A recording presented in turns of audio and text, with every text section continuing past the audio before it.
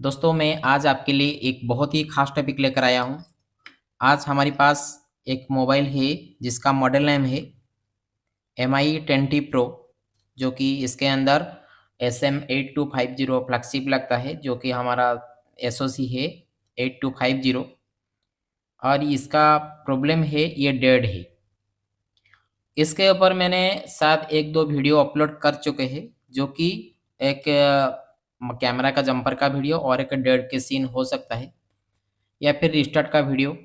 इस तरह से कुछ वीडियो मैंने ये मॉडल के ऊपर ऑलरेडी अपलोड कर चुके हैं। देखो दोस्तों, ये एक 5G का मॉडल है और इसके अंदर ऐसा क्या सीन है कि जो कि ये मॉडल मतलब ये मोबाइल कंप्लीटली डेड है।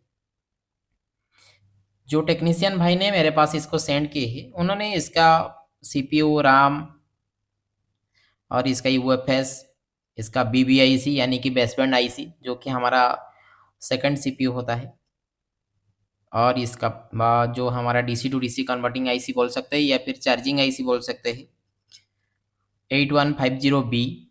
और ये हमारा सेकेंडरी पावर होता है जो कि PM8150L।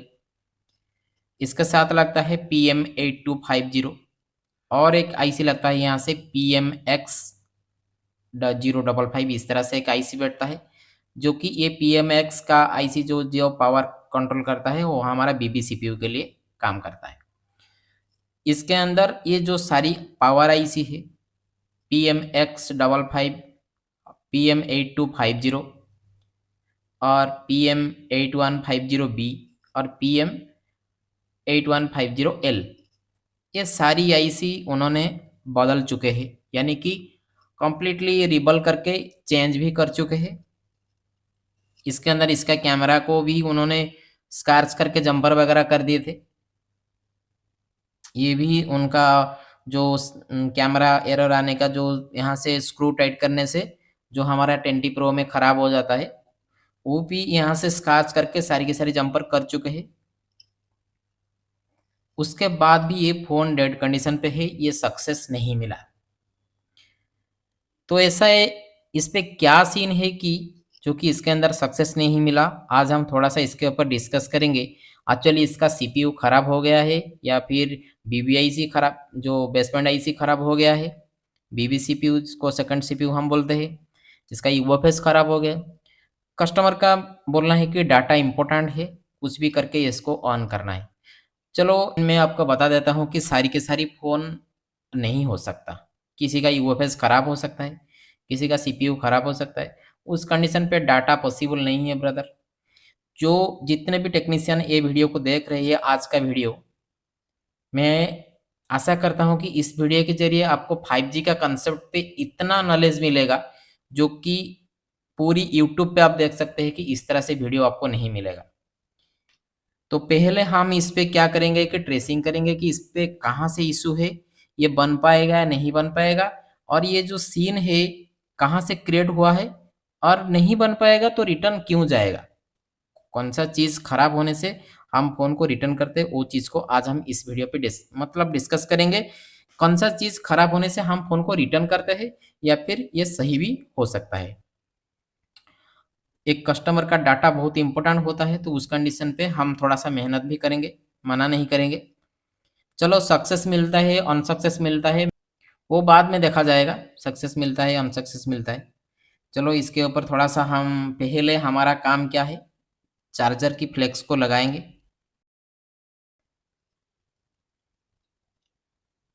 चार्जर इस पे लगाएँगे।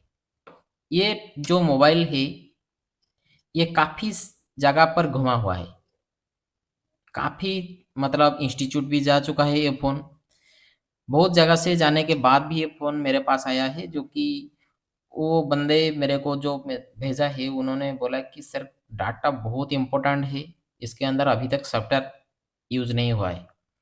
चलो मैंने सोचा कि एक बार इसको देखते हैं कि क्या सीन है कि जो कि ये डेड कंडीशन पे चला गया है। चलो पहले हम चार्जर लगाते हैं, देखते हैं कि क्या सीन है विदाउट बैटरी पे। विदाउट बैटरी पे क्या हुआ, 0.01 मिली एम्पियर यहाँ से कंज्यूम कर रहा है, 0.0102 मिली एम्पियर कंज्यूम कर रहा है। नोटिफिकेशन का लाइट भी यहाँ से नहीं आ रहा है। 0.0102 हो रहा है। जिस तरह से हमारा नॉर्मल कंडीशन पे सीपीयू वगैरह में रिबल करने के पहले जो सीन होता है वही सीन होता है। एक बार इस पे क्या करते हैं कि बैटरी लगा के देखते हैं क्या सीन है। जब बैटरी लगाए इस पे तो क्या हुआ, नोटिफिकेशन का लाइट एक बार आया था शायद। इस पे वही सेम सीन है, एक बार और एक बार लगाते हैं। नहीं, नोटिफिकेशन का लाइट शायद चार्जर को रिमूव करने के बाद एक बार देखते हैं कि इस पे क्या होता है।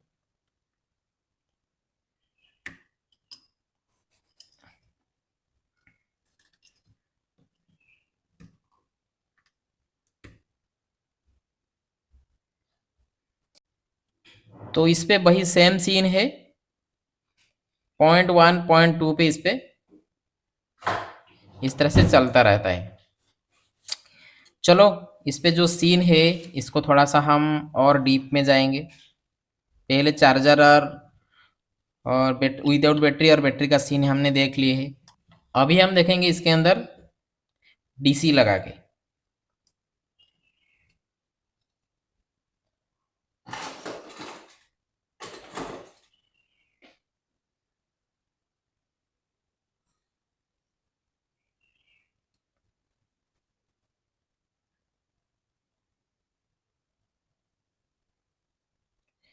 शायद ये कुछ नहीं लिया अभी तक, थोड़ा सा।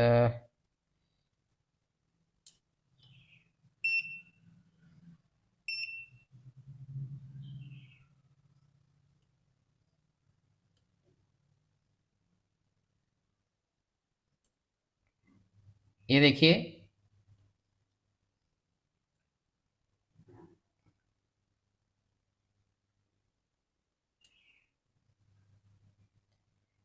ये लगभग 266 226 236 इस तरह से कुछ मिली एम्पियर लेता है और ये डाउन मारता है। अभी फिर एक बार दिखाते हैं।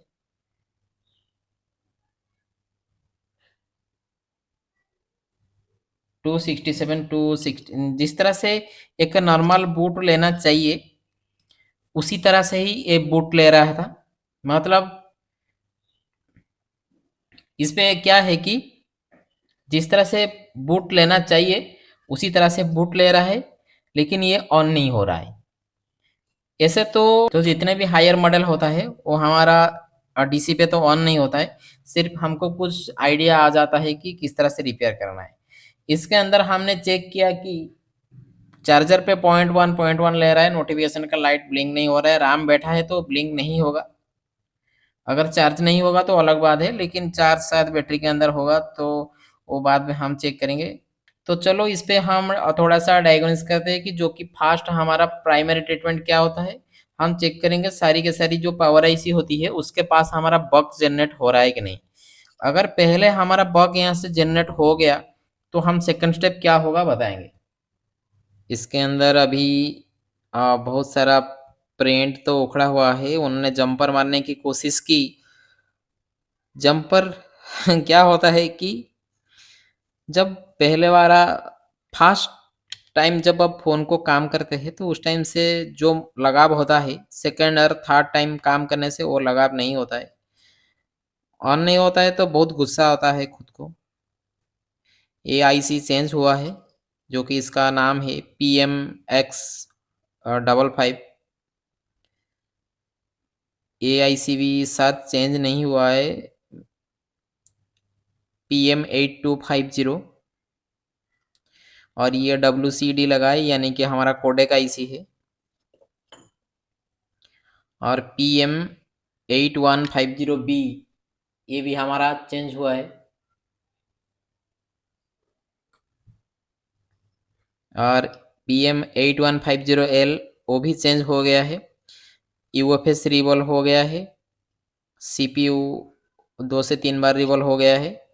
और इस पे HDX 55M जो कि हमारा BB CPU होती है, बेसमेंट CPU, ये भी हमारा रिवॉल्व हो चुका है।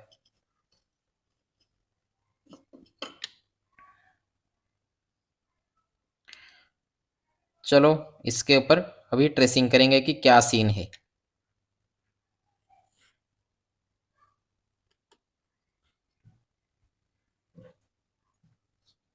तो 2 ही स्टेप हो सकता है।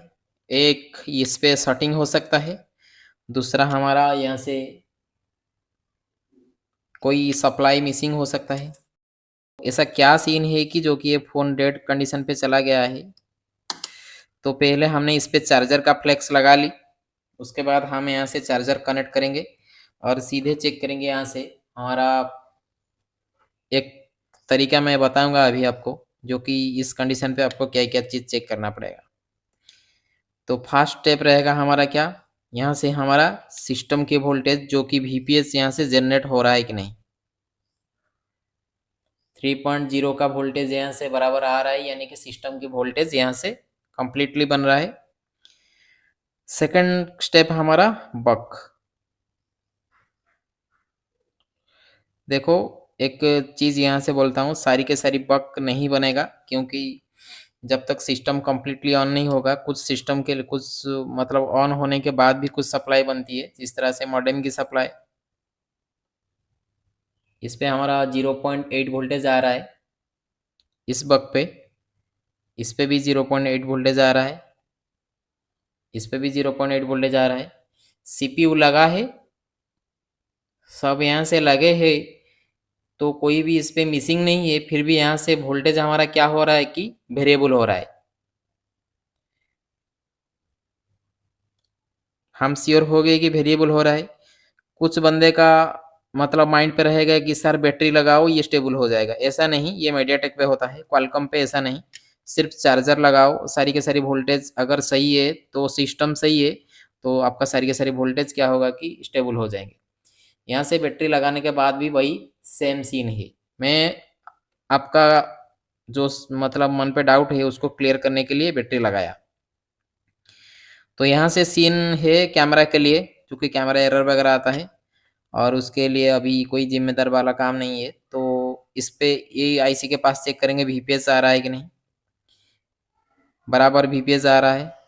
बक देखेंगे, इस पे भी बक जनरेट हो रहा है।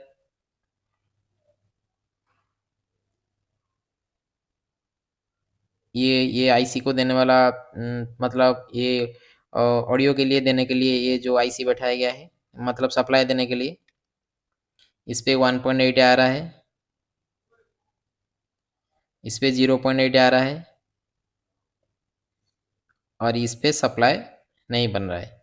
चलो, इस पे सप्लाई नहीं बन रहा है, कारण ऐसा नहीं है कि खराब हो सकता है, लेकिन आईसी मेरे हिसाब से सही होगा, क्योंकि ये सप्लाई सब कुछ सप्लाई ऑन होने के बाद सिस्टम बनेगा।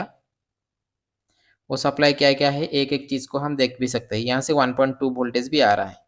चलो, यहाँ से कुछ सप्लाई हमने देखा कि जो कि सप्लाई हमको मिल रहा है।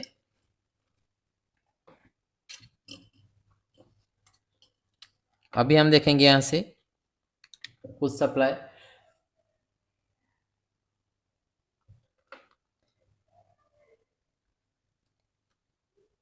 इसके अंदर देखेंगे वीपीएस तो जनरेट हो रहा है। सेकंड, इसके अंदर देखेंगे फॉल्ट एन का सप्लाई, जो कि ये इस पे हो सकता है, ये वाला हमारा फॉल्ट एन की सप्लाई, या फिर पीएम रीसेट की जो सप्लाई 1.8 वोल्ट आता है उस पे देखेंगे। इस पे 1.8 वोल्ट आ रहा है, यानी कि ये हमारा जो चार्जिंग और पावर है ये काम कर रहा है। उसके बाद हमारा सीपीयू का वोल्टेज तो बराबर आ चुका है, मतलब 0.8 वोल्टेज जो जनरेट हो रहा है, 1.2 वोल्टेज जो जनरेट हो रहा है, वो सब आ रहा है। यहाँ से हम थोड़ी सी चेक करेंगे। ये जो आईसी आप देख रहे हैं, ये MI10T Pro के अंदर ये हमारा है राम की सप्लाई के लिए, VDD2 के लिए, यानी कि 1.1 वोल्टेज के लिए। यहाँ से सप्लाई आ रहा है कि नहीं देखेंगे, ये देखिए, यहाँ से हमारा 1.1 की सप्लाई आ रहा है, जो कि ये भी वेरिएबल पे है। तो जब आपके पास एक फ़ोन आता है और ये वेरिएबल पे होता है सारी की सारी सप्लाई, तो उस कंडीशन पे आपकी सीपीयू ठीक से रिवॉल्व नहीं हो सकता, या फिर कहीं से शॉर्टिंग वगैरह हो सकता है, या फिर कहीं से ना कहीं से कुछ चीज़ मिसिंग है, जो कि ये सप्लाई को होल्ड नहीं कर पा रहा है, पीएस होल्ड नहीं कर पा रहा है। चलो, पीएस होल्ड क्यों नहीं कर रहा है, कहीं से सेटिंग है, क्या है, अभी हम एक अच्छा ट्रिक समझाएंगे आपको। पहले ये सेक्शन को देख लेते हैं। ये बिंदी है, ये कर्नर है, BM8150L का आईसी है, उसका ठीक ऑपोजिट साइड ये वाला देखिए, ये वाला जो कॉइल मिलेगा ये हमारा बीओबी का कॉइल मिलेगा, यानी कि बक और बूस्ट, इस पे भी सप्लाई हमारा बन रहा है। एक कॉइल के अंदर दो, जो इसका दो लाइन पे दो सिरे पर आईसी के अंदर जाएगा, एक पे बक दूसरे पे बूस्ट होगा, जो कि बक और बूस्ट होके एक सप्लाई आउटपुट होगा, उसका नाम होगा भीरेज बीओबी। ये भीरेज बीओबी का काम क्या है, जितने भी हमारा वीपीएस ज़रूरत पड़ती है पहले पहले मोबाइल पे, हमारा लोड इतना वीपीएस पे ना पड़े, तो इसीलिए कंपनी ने बीओबी का नाम से एक सप्लाई बनाया, जिस पे जितना एम्पियर चाहिए और जिस पे मतलब जो वोल्टेज चाहिए उसको देने के लिए एक बीओबी का लाइन बनाया, जो कि ये काफ़ी सारी एलडीओ बनाता है बीओबी के सेक्शन से। चलो ये बीओबी का सेक्शन भी ओके है, और ये बक पे देखेंगे, इस पे इस पे नहीं, इस पे नहीं, इस पे 0.8 वोल्टेज आ रहा है, इस पे नहीं, सारी के सारी जगह पर शायद सुई नहीं लग रहा होगा, 1.3 आ रहा है। चलो यहाँ से हम श्योर हो गए कि ये जो सप्लाई है सब पे सप्लाई हमारा बन रहा है और वेरिएबल हो रहा है। तो यहाँ से थोड़ा सा चेक करेंगे कि कहाँ पर सटिंग है या नहीं है, क्योंकि ये सटिंग की मसला हो सकता है।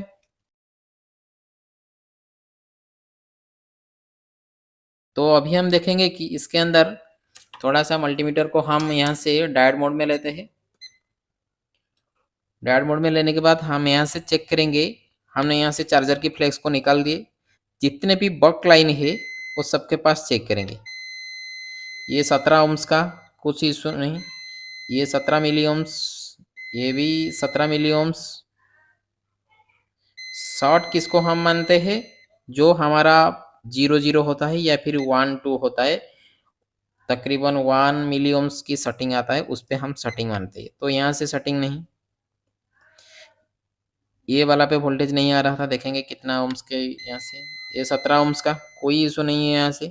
आप सोच रहे हैं कि 17 ओम्स का तो लीकेज आ रहा है, बीप तो आ रहा है, ये सेटिंग हो सकता है, लेकिन ऐसा नहीं कि वो लाइन शॉर्ट हो सकता है, वो लाइन शॉर्ट नहीं हो सकता है मेरे हिसाब से। शॉर्ट किसको मानते हैं कि 5 ओम से नीचे जिसको हम इसको शॉर्ट मानते हैं। ये सब पे रेडी है, ये सब पे भी कुछ इशू नहीं है। चलो ये इसका सीन हम बाद में देखेंगे, क्योंकि इस पे बहुत सारा जंपर करने के लिए जो कैमरा वगैरह का एरर, इस पे ऑन का कोई सीन नहीं है।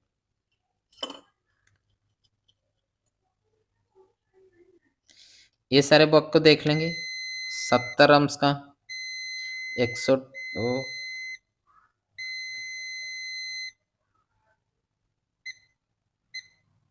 सेटिंग नहीं, ये तो बीओबी का लाइन सही था, ये भी सही है, ये भी सही है।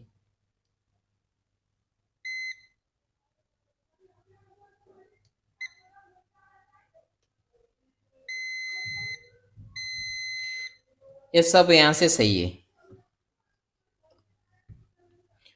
तो जब इस कंडीशन पे आपका कुछ सप्लाई वेरिएबल हो रहा है, तो इसके अंदर सीपीयू और ये दोनों जो आईसी है, ये दोनों पे मेरे को डाउट अभी नहीं है, क्योंकि ये दोनों के अंदर डाउट है फिर भी नहीं है। क्यों नहीं है, क्योंकि इस पे जो टेक्नीशियन मेरे पास भेजे हैं वो इसको कंप्लीटली रिबल अच्छी तरह से किए होंगे, उसके बाद नहीं हुआ तो सेंड करते हैं, ऐसा है ना।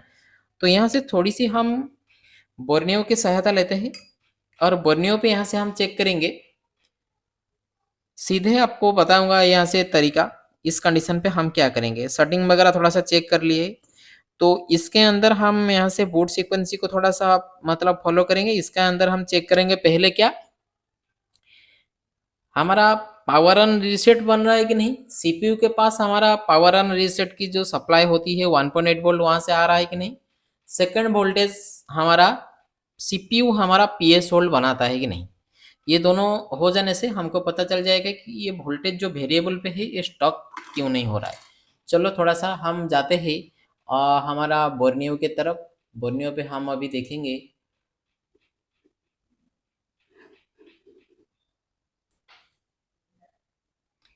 तो यहाँ से हम पहले ले लेंगे इसका बिट मैप, क्योंकि बिट मैप बहुत ज़रूरी है। MI 10T Pro,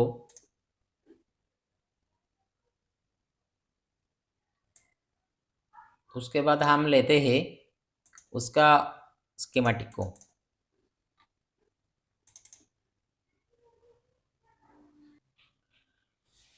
हमने यहाँ से लेआउट, स्कीमेटिक और बिटमैप लिए। तो पहले हमको देखना है कि इसका मेन पीएम हमारा क्या है, PM8250। तो मेन पीएम हमारा कहाँ पर लगता है, U4200 हमारा मेन पीएम है। इसको डबल क्लिक करते हैं और स्कीमेटिक के पास जाते हैं, इसको पेस्ट करते हैं। तो 1 2 3 4 5 6, इसका 6 पार्ट पे हमने इसको अभी चेक करेंगे कौन सा पार्ट पे हमारा कंट्रोलिंग का सेक्शन है, यानी कि पावर ऑन रीसेट और PS होल्ड वाला सेक्शन को। ए पार्ट पे ये टू पार्ट पे U4200 का 2 पार्ट यानी कि बी पार्ट पे हमको मिल गया CBL पावर, यानी कि कंट्रोल बेस लाइन का पावर है जो कि केबल पावर कनेक्ट होता है। उसके बाद कीपैड पावर ऑन होता है, उसके बाद हमारा पावर ऑन रीसेट होता है जो कि 129 नंबर पिन से हमारा पावर ऑन रीसेट की लाइन आता है।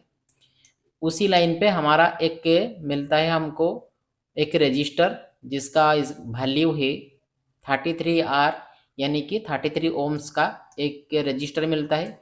इस पे हमारा HDM यानी कि हमारा जो SOC है वो पावर IC इस रजिस्टर के थ्रू CPU को पावर ऑन रीसेट होने के लिए एक सप्लाई दिया जाता है 1.8 वोल्ट की। R4205 का रजिस्टर कहाँ पर लगता है थोड़ा सा हम अभी देखेंगे। लेआउट पे चलते हैं।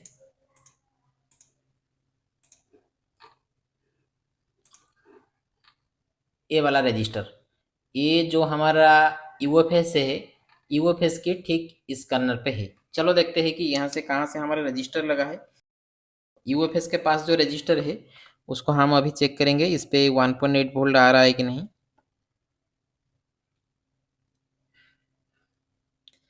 ANC था तो ये वाला रजिस्टर पे इस पे 1.8 वोल्ट आ रहा है, यानी कि ये पावर ऑन रीसेट यहाँ से हो रहा है। तो सेकंड स्टेप क्या रहेगा, फिर जाते हैं हम बर्नियो की तरफ और इस पे तो हमारा पावर ऑन रीसेट का सप्लाई आ गया है। सेकंड हम यहाँ से हमारा जो SOC है यानी कि CPU है वो हमारा 1.8 वोल्ट सेंड कर रहा है कि नहीं, ये सप्लाई सब होल्ड होने के लिए सप्लाई सेंड कर रहा है कि नहीं वो चेक करेंगे। तो फिर जाते हैं किसके पास, हम स्कीमेटिक के पास जाते हैं और उसके नीचे रहता है क्या, 129 नंबर पिन पर हमको मिल गया पावर ऑन रीसेट। उसके नीचे रहता है PS होल्ड, यानी कि पावर सप्लाई को होल्ड करने के लिए 110 नंबर पिन पे हमको ये सप्लाई देता है CPU होल्ड करने के लिए। तो इसके पास जाते हैं तो यहाँ से हमारा ये है SM8250 यानी कि CPU है। CPU यहाँ से हमारा एक जो 1.8 वोल्ट की एक सप्लाई सेंड करेगा। इसका इस रास्ते पर एक 1K का रजिस्टर हमको देखने के लिए मिलेगा।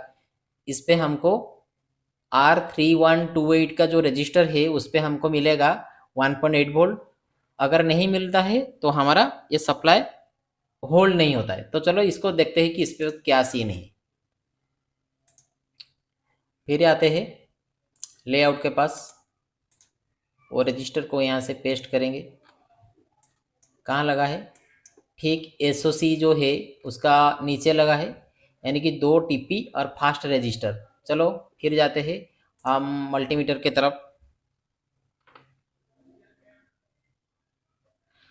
ये हमारा है 2 TP है और उसके बाद ये वाला रजिस्टर है।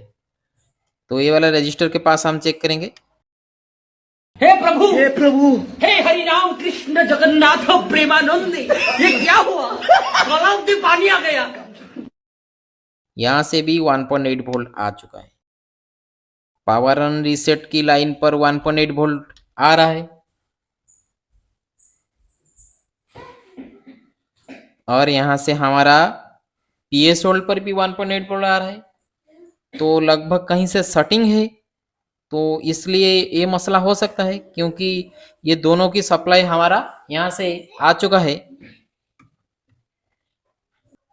तो हमारा भी माइंड यहाँ से कन्फ्यूजिंग हो गया, तो हमने सोचे थे कि यहाँ से फॉल्ट हो सकता है, तो बहुत ज़ोर से चिल्ला रहे थे। अभी थोड़ा-सा माइंड को सुकून मिला, नहीं ये यहाँ से मसला नहीं है। चलो हमारा यहाँ से पीएस वर्ल्ड बन रहा है और हमारा पावर एंड रीसेट बन रहा है।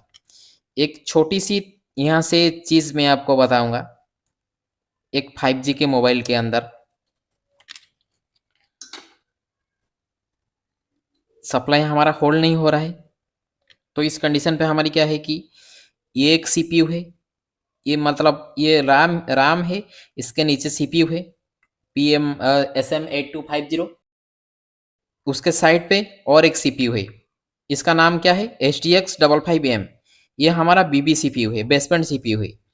जो फ्लैगशिप का फ़ोन होता है, जो लेटेस्ट फ़ोन आता है, तो इसके अंदर ये बेसबैंड के लिए यूज़ किया जाता है। तो ये 5G के लिए जो सप्लाई हमारा होती है, उसके लिए दिया जाता है। जिस तरह से हमारा एमटी के फ़ोन के अंदर एक एनआर की सप्लाई दिया जाता है, न्यू रेडियो न्यू रेडियो के लिए, उसी तरह से एक बेसबैंड आईसी है जो कि 5G के फ़ोन को कंट्रोल करता है, और ये खराब होने से भी हमारा सेट डेड होता है। तो हमारा यहाँ से मेरा बोलने का मतलब है, यहाँ से तो हमारा पावर एंड रीसेट और हमारा पीएस होल्ड बन गया। ये जो सीपीयू है, ये भी पावर एंड रीसेट और पीएस होल्ड बनाता है। ये बनाता है, ये भी बनाता है। तो जो 5G का कंसेप्ट यहाँ से हम पढ़ रहे हैं, यहाँ से हमारा 2 पीएस होल्ड और 2 पावर एंड रीसेट आपको देखने के लिए मिलेंगे। आज तक आपने देखे होंगे कि एक पीएस होल्ड और एक पीएस होल्ड, एक पावर एंड रीसेट। यहाँ से आपको देखने के लिए मिलेंगे 2 पीएस होल्ड, 2 पावर सप्लाई। तो यहाँ से हमको कंप्लीटली मिल गया। तो यहाँ से ये सीपीयू के पास हमको पावर एंड रीसेट और हमारा पीएस होल्ड मिल रहा है कि नहीं, वो भी चेक करेंगे अभी, क्योंकि ये दोनों के पास हमको चेक करना पड़ेगा, तब भी जाकर सारी की सारी सप्लाई होल्ड होगा। तो लेआउट पे फिर एक बार जाएंगे, और ये वाला आईसी है, U1601 है। इसको डबल क्लिक करते हैं और स्कीमेटिक के पास जाते हैं और इसको पेस्ट करते हैं। 1 2 3 4 5 6 7 8 9, इस पे 9 पार्ट पे इसको डिवाइड किया गया है। इतना पार्ट को हम अभी नहीं पढ़ेंगे, हम सिर्फ इसका अभी पावर सेक्शन को देख रहे हैं कि क्या सीन है। ए पार्ट पे मिल गया GPIO, second part ground, third part पे स्लीप क्लॉक मिल गया, यानी कि इसका कंट्रोल का सेक्शन को हम चले आए, जो कि इसका बी पार्ट पे। तो इसके अंदर क्या है कि रीसेट की एन होता है, जो यहाँ से सिस्टम HDX रीसेट होता है। तो HDX को रीसेट कहाँ से मिलता है, एक टीपी दिया जाता है, टीपी का नाम क्या है 1609, और ये कहाँ से आता है, सीधे आएगा हमारा जो आईसी लगता है हमारा क्या PMX55। यहाँ से मैं बता रहा हूँ अभी, ये जो आईसी है PMX55, ये हमारा बीबी सीपीयू को कंट्रोल करने के लिए ये आईसी बैठाया गया है। ए आईसी और ए आईसी ये है PM8250। इसके अंदर हमारा पावर एंड रीसेट और हमारा पीएस होल्ड वाला सप्लाई ए आईसी को दिया जाता है, ए आईसी को भी दिया जाता है। तो यहाँ से हम देखेंगे कि टीपी कहाँ पर लगा है, जो कि पावर एंड रीसेट की लाइन को पहले हम देखेंगे। तो यहाँ से हमको पता चल गया कि PM55 का जो आईसी है वो हमारा बीबी सीपीयू को कंट्रोल करता है, और इसके अंदर हमारा सप्लाई दिया जाता है, जो कि हमारा बीबी सीपीयू को चलाने के लिए। PS hold HDX PS hold को हम नहीं देखेंगे अभी, हम देखेंगे अभी हम यहाँ से हमारी जो सप्लाई था HDX रीसेट N, तो इसको देखेंगे। तो टीपी दिया है, टीपी को हम यहाँ से कॉपी करेंगे और यहाँ से सीधे चले जाएंगे लेआउट के पास और इसको पेस्ट करेंगे।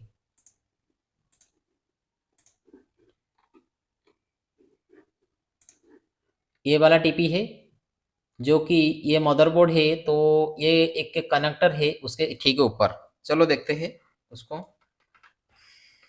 फिर एक बार यहाँ से ये चार्जर की फ्लेक्स को यहाँ से लगाएंगे। देखो यहाँ से हम चेक करेंगे, ये वाला कनेक्टर है उसका ऊपर रहेगा ये वाला। तो मल्टीमीटर को थोड़ा सा आपको शो करता हूँ अभी। मल्टीमीटर कहाँ गया, ये वाला मल्टीमीटर है। तो मल्टीमीटर को यहाँ से थोड़ा सा छोटा कर लेता हूँ।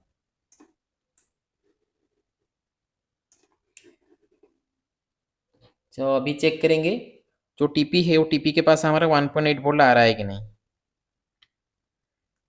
ये देखिए दोस्तों, ये आईसी से यहाँ से हमारा पावर ऑन रीसेट की लाइन नहीं आ रहा है।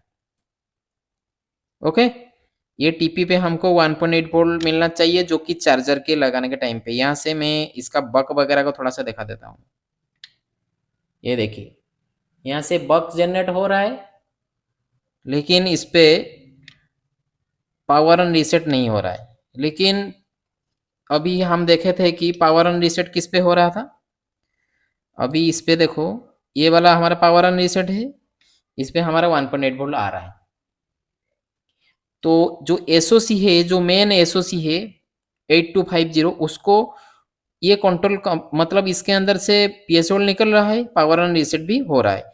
ये सीपीयू को, जो बीबी सीपीयू होती है, उसको हमारा यहाँ से जो सप्लाई होती है पावर ऑन रीसेट की, जो सीपीयू एक बार रीसेट होने के लिए हमारा पावर ऑन रीसेट होता है, जो सीपीयू को पता चलेगा कि हाँ सारी के सारी सेक्शन ओके है, मैं पीएसओ की लाइन सेंड करूँ, तो ये सप्लाई उसको नहीं मिल रहा है। फिर जाते हैं हम यहाँ से, ये वाला जो इसका इसका होल्ड वाला लाइन को देखते हैं कि होल्ड वाला लाइन पे कितना, पीएस होल्ड की लाइन पे देखते हैं कि पीएस होल्ड की लाइन पे कितना आता है। फिर आते हैं इसका पीएस होल्ड की लाइन पे, H D x PS hold, इसको क्लिक करते हैं। एक तो यहाँ से एक रजिस्टर बैठा है, ये किसके लिए आ रहा है, PM-X55। PM-X55 के पास हमारा ये 113 का पिन पर हमारा ये सप्लाई आता है। चलो इसको थोड़ा सा हम लेआउट पे देखते हैं। अभी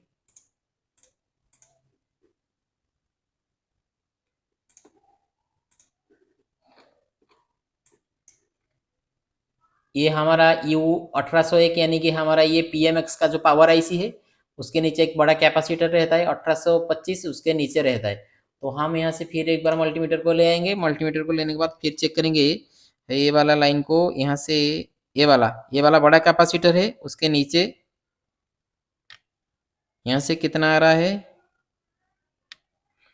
यहाँ से भी कुछ नहीं आ रहा है।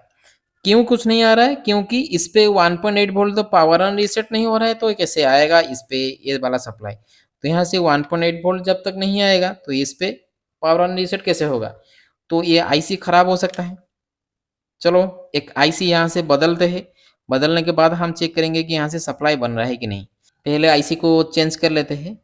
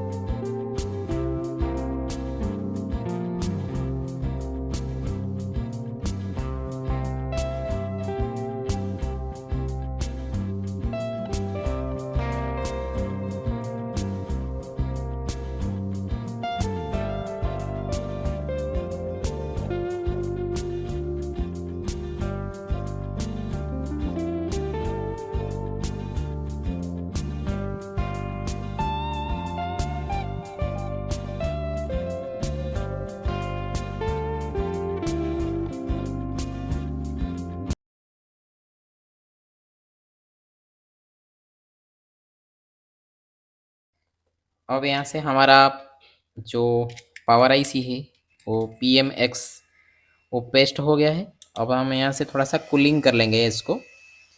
कूलिंग करने के बाद यहाँ से चेक करेंगे पहले हमारा पावर ऑन रीसेट की लाइन पे 1.8 वोल्ट आ रहा है कि नहीं, क्योंकि ऐसे तो पुरानी पावर पे हमारा बग वगैरह आ रहा था। लग नहीं रहा है कि पावर आईसी ख़राब है, पूरा तो मतलब फ्रेश कंडीशन पे ही था पावर। तो फिर भी हम यहाँ से थोड़ा सा देख लेते हैं। कूलिंग हो गया, अब यहाँ से हम चेक करेंगे।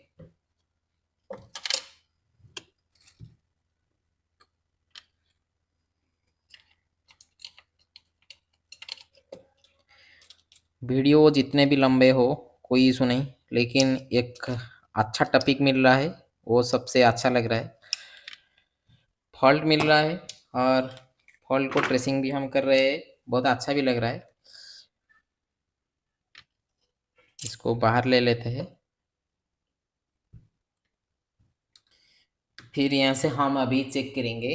अभी हमारी यहाँ से दे दी हमने, सप्लाई दे दी। अब यहाँ से हम चेक करेंगे हमारा बग को। पहले चेक करने से हमारी कंफर्मेशन मिल जाएगा। बग मिल गया 0.8 और यहाँ से हम पावर ऑन रीसेट। चलो ये आईसी का मसला नहीं है, आईसी के अंदर से कुछ मिसिंग है, जो कि ये आईसी हमारा पावर ऑन रीसेट नहीं बन रहा है। देखो मैं बता दे रहा हूँ, सीपीयू, दोनों सीपीयू बीबी सीपीयू और हमारा मेन एसओसी यूएफएस, ये पूरा आप निकाल दो फिर भी ये 1.8 वोल्ट इस पे बनना चाहिए, क्योंकि ये जाने वाला सप्लाई है, आने वाला सप्लाई नहीं है। चलो इस पे 1.8 वोल्ट ही आना चाहिए, नहीं तो ये सेक्शन आपका पूरा नहीं होगा। ये सेट इसी तरह से ही 0.1 0.2 0.1 0.2 इस तरह से, और आपका जितने भी सप्लाई है सब सप्लाई यहाँ से इस तरह से वेरिएबल होता रहेगा।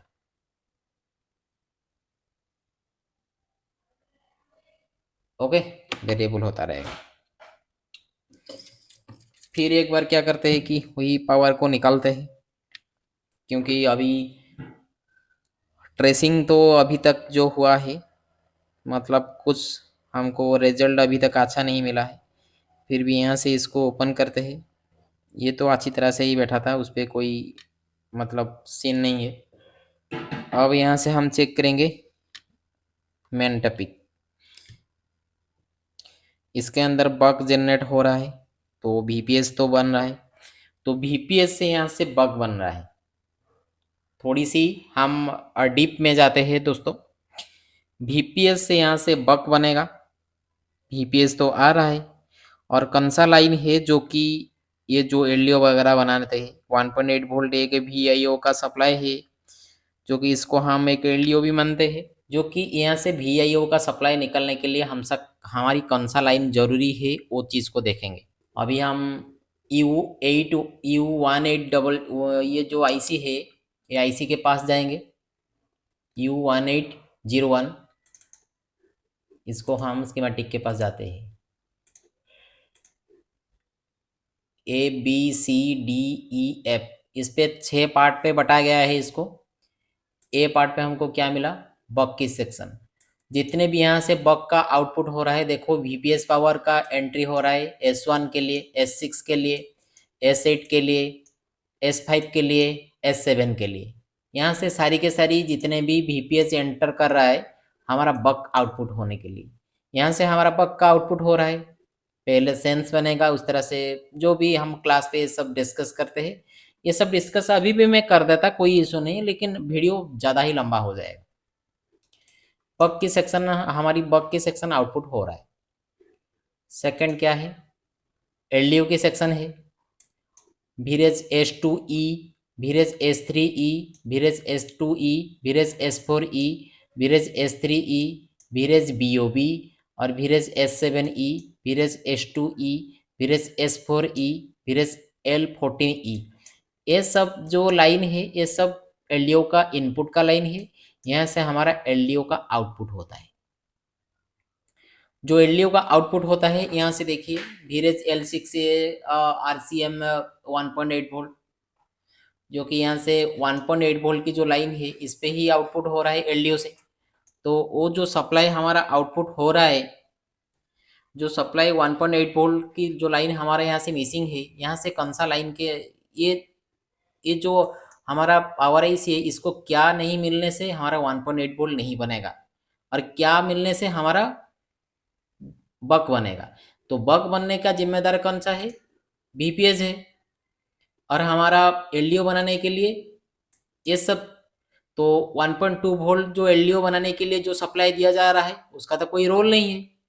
S3E का जो सप्लाई यहाँ से एलडीओ बनाने के लिए दिया जा रहा है 0.8 वोल्ट, उसका भी तो रोल नहीं है, क्योंकि ये 1.8 वोल्ट वाला आउटपुट होने वाला लाइन है।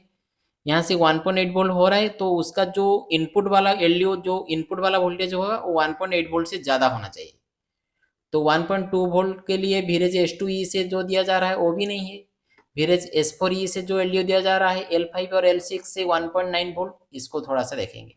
वीरेज S4E से 1.9 वोल्ट का L5 और L6 के लिए दिया जा रहा है। अभी हम देखेंगे वीरेज 134 नंबर पिन से हमारा 1.9 यानी कि 2.0 का हाई एलडीओ यहाँ से आ रहा है कि नहीं। 134 नंबर पिन से, और ये एक सप्लाई है जो कि 1.8 वोल्ट से ऊपर है, और एक वीरेज बीओबी। ये दोनों लाइन को हमको देखना पड़ेगा, क्योंकि ये दोनों लाइन के अंदर ही हमारा ये वीरेज बीओबी से जो आउटपुट हो रहा है जो एलडीओ, ये क्या एलडीओ बनाता है? वीरेज एलडीओ 10, एलडीओ 11, एलडीओ 13। वीरेज एलडीओ 10 क्या है? वीरेज एलडीओ 13 क्या है? ये सिम के लिए 1.8 वोल्ट बनाता है। एलडीओ 13, एलडीओ 11 क्या बनाता है? ये भी 1.8 वोल्ट बनाता है सिम 1 के लिए। और बनाता है क्या? और एक एलडीओ 10, एलडीओ 10 क्या बनाता है? एलडीओ 10 कहाँ गया? एलडीओ 10 बनाता है 3.1 वोल्ट बनाता है इस पे वीरेज बीओबी से।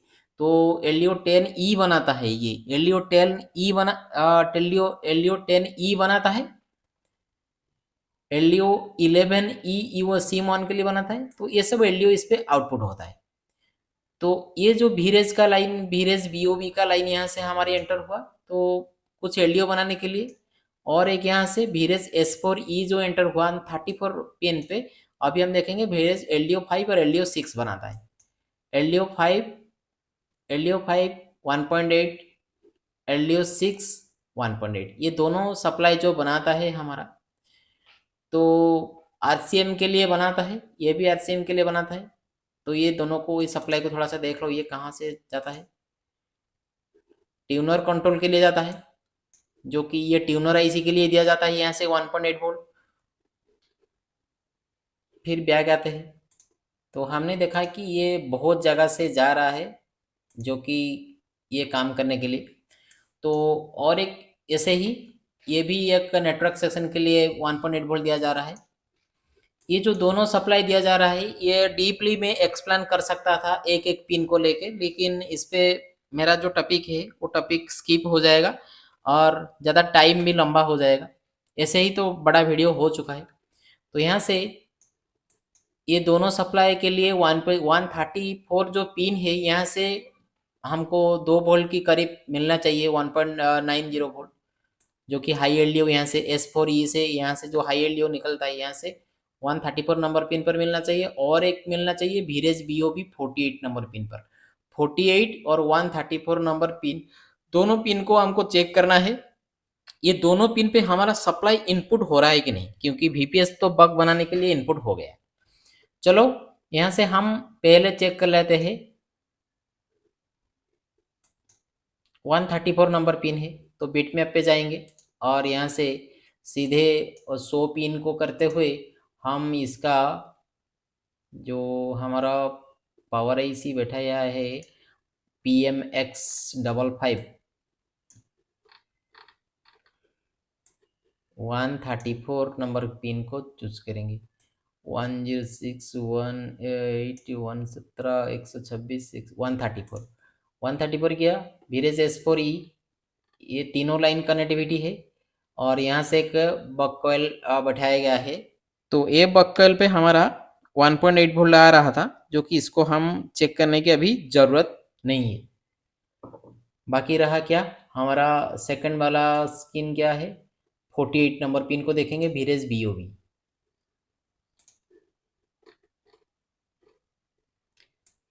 तो जहाँ पर नोचकोट होता है वहाँ पर ही हमारा स्टार्टिंग होता है। 43 आ गया, तो 43 के नीचे आ जाएगा हमारा 48, आ जाएगा नीचे 52, 45, 44, 47, ये 48 हो गया। भीरेज बीओबी का लाइन है, तो इसके अंदर एक ही लाइन पर कनेक्टिविटी रहेगा ये, और ये जाता है ये कैमरा का एलडीओ बनाने के लिए। यहाँ से भी आता है एक, इसके पास भी आता है। चलो चेक कर लेते हैं कि इस पे हमारा सप्लाई बन रहा है कि नहीं, भीरेज बीओबी का लाइन। तो और भी ये कहाँ से आता है, सीधे हमारा मेन पावर के पास जाएगा, इसके पास भी जाएगा, और ये जो मेन जो निकलने वाला जो आईसी है, जो अल्फाबेटिकल आईसी लगता है हमारा 8150L, इसके पास ये तीनों कैपेसिटर पैरेलल पे, ये चारों कैपेसिटर पैरेलल पे बैठा के ये आउटपुट होगा भीरेज बीओबी। चार्जर को फिर लगाते हैं और मल्टीमीटर को लेते हैं फिर एक बार डीसी मोड पे, और फिर यहाँ से चेक करेंगे हमारा भीरेज बीओबी का जो सप्लाई है आईसी के पास जा रहा है कि नहीं। पहले हम भीरेज बीओबी को देख लेते हैं, हमारा जो मेन आउटपुट होने वाला आईसी है भीरेज बीओबी, उसके पास आता है कि नहीं। इस पे 3.3 आ रहा है, भीरेज बीओबी आउटपुट हो रहा है।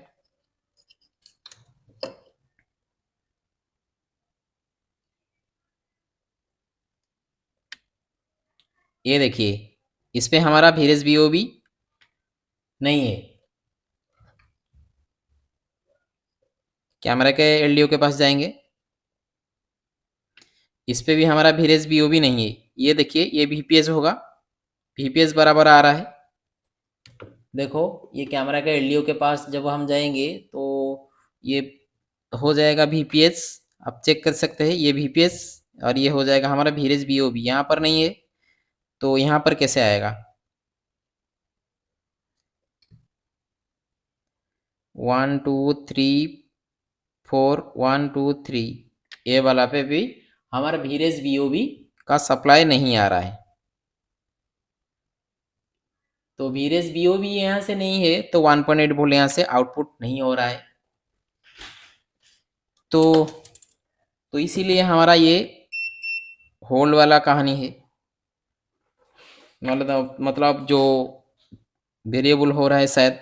तो यहाँ से हम फिर एक बार क्या करेंगे, हमारा पावर आईसी को पेस्ट कर देंगे, और यहाँ से ये जो लाइन है इस लाइन पे हो या इस लाइन पे हो, यहाँ से एक जंपर बैठाएंगे जहाँ से भीरेज बीओबी आउटपुट होता है। फिर देखेंगे इसके अंदर हमारा 1.8 वोल्ट आ रहा है कि नहीं।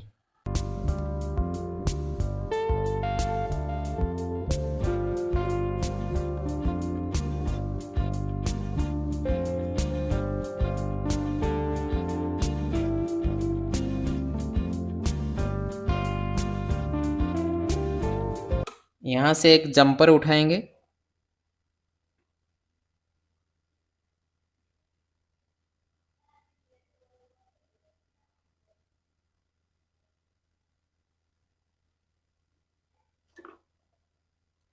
और सीधे चले जाएंगे किसके पास, हमारा जो बीओबी आउटपुट होता है। समझ रहे हैं ना मैं क्या बोलना चाहता हूँ, जो भीरेज आउटपुट होता है उसके पास सीधे चले जाएंगे।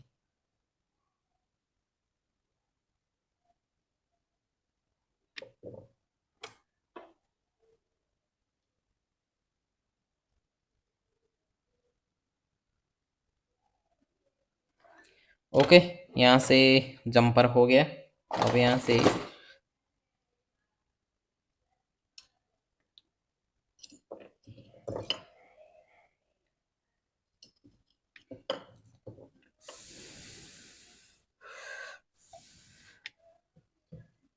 जंपर होने के बाद फिर हम हमारा टॉपिक पर आते हैं। फिर हम लगाएंगे यहाँ से चार्जर फ्लेक्स लगाएंगे और उसके बाद फिर चेक करेंगे हमारा जो सीन था, वो सीन को थोड़ा सा चेक करेंगे। चार्जर लगाए,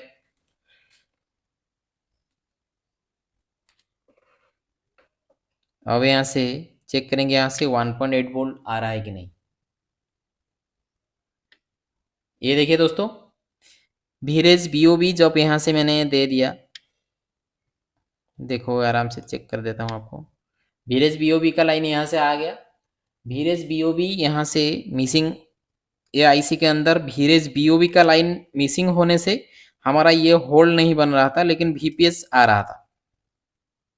ये देखिए 1.8 वोल्ट यहाँ इस पे आ गया और इसका ये होल्ड वाला लाइन है। होल्ड वाला लाइन पे देखते हैं कि 1.8 वोल्ट भी इस पे भी आ गया। तो तकरीबन हमारा जितने वोल्टेज यहाँ से अभी वेरिएबल हो रहा था, अभी देखेंगे इसका ये जो बक है, ये बक के पास हमारा क्या है कि वोल्टेज वेरिएबल हो रहा था। ये देखिए अब ये स्टेबल में चला गया है। तो एक ही लाइन मिसिंग हो गया था, शायद किसके वजह से पता नहीं, मेरे को अभी थोड़ा सा सर्वे करना पड़ेगा ये लाइन क्यों मिस हुआ था। और यहाँ से हम आपको डिस्प्ले वगैरह लगा के यहाँ से डायरेक्टली दिखा देते हैं क्या सीन है, ऑन होता है कि नहीं।